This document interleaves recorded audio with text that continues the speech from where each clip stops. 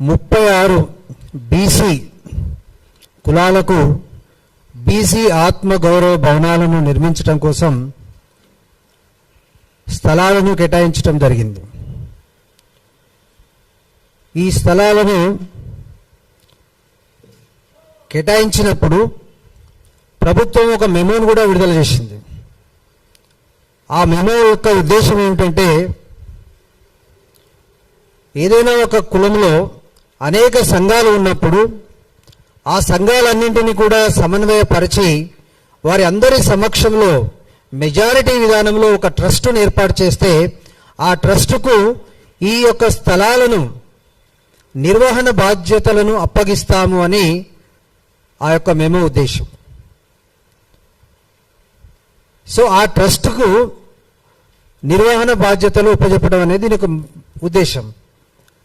ఆ నిర్వహణ బాధ్యతలు చేసేటప్పుడు ఆ ప్రభుత్వంలో ఉన్నటువంటి పెద్దలు, రాజకీయ నాయకులు ఎటువంటి కుల సంఘాలకు ప్రాతినిధ్యం ఇవ్వకుండా వారి యొక్క అనుచరులతో మాత్రమే ఈ ట్రస్టులను ఏర్పాటు చేసుకోవడం జరిగింది. ఎంత ఘోరం అంటే, ఒక్కొక్క ట్రస్టులో 3 మాత్రమే, ఒక ట్రస్టులో 5 మంది మాత్రమే, ఒక ట్రస్టులో 10 మంది మాత్రమే. అంటే ఇంత పెద్ద కులాలుగా ఉన్నటువంటి ఈ బీసీ కులాలలో ట్రస్టులను వేరే కంటే మూడో కంటికి తెలియకుండా వాళ్ళ అనుచరులకు మాత్రమే ఏర్పాటు చేసుకోవడం అనేది చాలా దారుణం.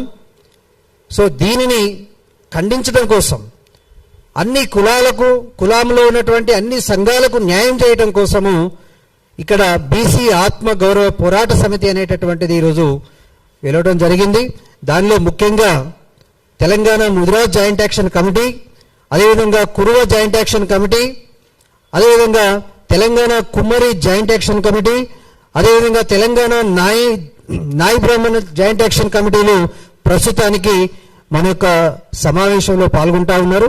వాస్తవానికి ఈ సమావేశం అనేది ఒక వారం తర్వాత జరగాల్సి ఉండే, కాకపోతే ఆ వారం లోపు అసెంబ్లీ సమావేశాలు పూర్తవుతాయి కాబట్టి అందులోపే మేము ఒక మీటింగ్ అనేది ఏర్పాటు చేయడం కోసం అందుబాటులో ఉన్నటువంటి నాయకులను పిలిచి ఈరోజు ప్రెస్ మీట్ పెట్టడం జరుగుతూ ఉంది.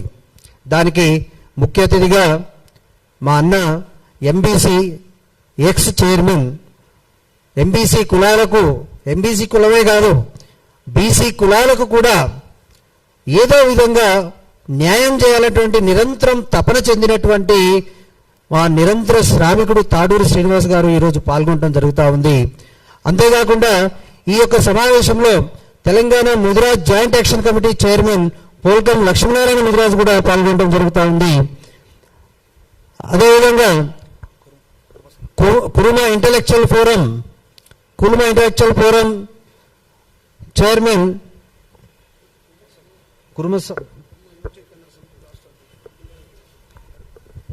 యువ చైతన్య సమితి రాష్ట్ర అధ్యక్షులు వెంకటేష్ కుర్మ గారు, అదేవిధంగా ఇంటలెక్చువల్ ఫోరం అధ్యక్షులు గురునాథ్ గారు, అదేవిధంగా ముదిరాజ్ సంక్షేమ సమితి రాష్ట్ర అధ్యక్షులు సురేష్ గారు, అల్లాదుర్గం సురేష్ ముదిరాజ్ గారు, అదేవిధంగా ముదిరాజ్ చైతన్య వేదిక రాష్ట్ర చైర్మన్ వై శివ ముదిరాజ్ గారు, అదేవిధంగా తెలంగాణ జనసమితి ఓబీసీ కన్వీనర్ అయినటువంటి జస్వంత్ గారు, అట్ ద సేమ్ టైం వారు తెలంగాణ నాయి బ్రాహ్మణ సమితికి కూడా వారు ప్రతినిధిగా వ్యవహరిస్తూ ఉన్నారు. తెలంగాణ కుమ్మరి సంఘం రాష్ట్ర అధ్యక్షులు కుమ్మరి బాలకృష్ణ గారు కూడా ఈ యొక్క సమావేశంలో పాల్గొంటా ఉన్నారు. ఈ యొక్క సమావేశానికి ఇంకా మిత్రులు చాలామంది ఉన్నారు, వారిని త్వరలో పరిచయం చేస్తాం. కాకపోతే మన తాడూరు శ్రీనికు వేరే సమావేశాలు ఉండటం వల్ల వారు ఇక్కడి నుంచి వెళ్లాల్సి ఉంది కాబట్టి వారిని ప్రారంభ ఉపన్యాసం చేయవలసిందిగా, ఈ యొక్క ట్రస్టుల యొక్క నిర్వహణ ఈ విధంగా ఉంటే కుల సంఘాలన్నీ కూడా అన్యాయమైనటువంటి పరిస్థితి కాబట్టి, అదేవిధంగా తెలంగాణ రాష్ట్ర బీసీ సంఘం నగర అధ్యక్షులు రాము ప్రజాపతి గారు కూడా ఈ యొక్క వేదిక మీద ఉన్నారు. వారికి స్వాగతం సుస్వాగతం. అందరికీ పేరు పేరున ధన్యవాదాలు తెలియజేస్తూ, అందరి యొక్క ఆమోదంతో ఈ యొక్క సభ అనేది 4 తీర్మానాలను ప్రవేశపెట్టింది. అది మీకు మీడియా ముఖంగా చెప్తా ఉన్నాను. ఒకటి, 41 కులాలకు ఏర్పాటు చేసినటువంటి ట్రస్టులన్నిటిని కూడా పునఃసమీక్షించి ప్రజాస్వామ్యబద్ధంగా కామన్ ట్రస్టును ఏర్పాటు చేయాలని ఈ యొక్క పోరాట సమితి తీర్మానం చేసింది. అదేవిధంగా అన్ని భవనాలను కూడా ప్రభుత్వమే నిధులు కేటాయించి నిర్మించాలి. ప్రతి ట్రస్ట్ కూడా వాళ్ళని వీళ్ళని అడుక్కొని ఈ యొక్క సంఘ భవనాలను కట్టుకోవాల్సినటువంటి అవసరం లేదు. ఈ యొక్క రాష్ట్ర బడ్జెట్ 3,24,000 కోట్లు అంటే రాష్ట్ర బడ్జెట్ అంటే రాష్ట్రంలో అత్యధిక జనాభా ఉన్నటువంటి ఈ యొక్క బీసీల యొక్క ఆదాయమే రాష్ట్ర బడ్జెట్. కాబట్టి మాకు ఉన్నటువంటి ఇంత ఆదాయాన్ని వదిలిపెట్టి మేము మరలా భిక్షమెత్తుకొని మా యొక్క నిధులను పక్కన పెట్టి మేము ఎక్కడో తీసుకురావాల్సినటువంటి గత్యంతరం మాకు లేదు. కాబట్టి ప్రభుత్వము అంటే ప్రజలే, కాబట్టి ఈ యొక్క ప్రజల యొక్క సొమ్మునే ప్రజలకే వినియోగించాలి. కాబట్టి అన్ని భవనాలను ప్రభుత్వ యొక్క నిధులతోనే నిర్మించాలని కూడా మేము తీర్మానం చేయడం జరిగింది. మూడవది, అన్ని కుల భవనాలను కుల సంక్షేమ కార్యక్రమాలకు మాత్రమే వినియోగించాలి. ఇక్కడ కోకాపేట భవనం, కోకాపేట ఏరియాలో రెంట్లు ఎక్కువ వస్తాయి కాబట్టి మేము రెంట్కి ఇస్తాము, మేము ఇక్కడ బయట ఉంటాము అనేటటువంటి కాదు. ఖచ్చితంగా అది కోకాపేట కావచ్చు, బంజారాహిల్స్ కావచ్చు, ఉప్పల్ బగాయత్ కావచ్చు, ఏది ఏమైనప్పటికీ కూడా కుల భవనాలను కుల సంక్షేమ కార్యక్రమాలకు మాత్రమే వినియోగించాలని కూడా ఈ యొక్క పోరాట సమితి తీర్మానం చేయడం జరిగింది.